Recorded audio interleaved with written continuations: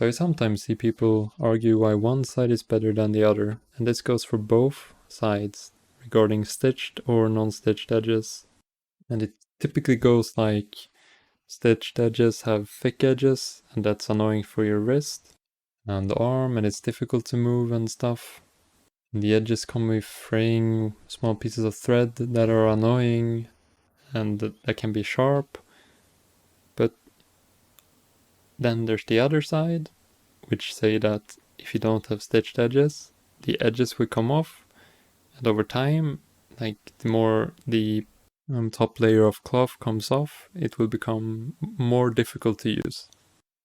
And some people also say that these mouse pads are sharp, since they don't have that edge that's rounded. It can sometimes on some pads feel a bit sharp. But okay, right in front of you right now, you see two different pads. You have one, which is the Steel series QCK Heavy. This one does not have stitched edges, and you can see it coming apart on this picture. And this is through just regular playing, and it doesn't take too long for these pads to come apart typically.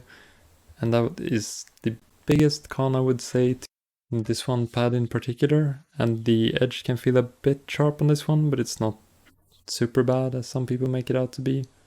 But then under, we have an Artisan pad, which is like top tier when it comes to stitched edges. They have really thin edges, and now you would see it a bit later, but they're like actually thinner than the pad itself, which is amazing. So now I have two pads here that have good stitched edges that are very thin. Sadly, this one has fraying on it, but the threads aren't that annoying on this one, so it's not that much of a problem. But yeah, here you can see when it comes to these edges that they are actually super thin. They are incredibly thin. And like there's not much room to like bump your wrist into or arm when you're dragging around. I can barely like touch it when sliding off. If you're using a mouse, you will just slide off the mouse pad without noticing. And the Artisan Mousepad has this to like an extreme, because it's like so thin you won't ever notice it.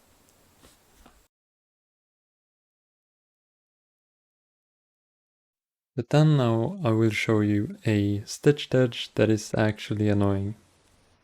This isn't one of the worst, it is actually not too bad. The only reason I'm showing this one is because it's the only one I still have.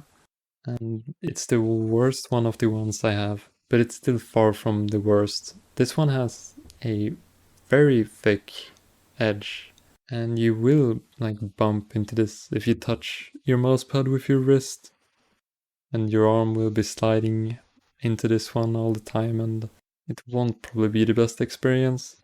And here's where I think that most people who hate unstitched edges have only had pads like this that are either like this one or even worse.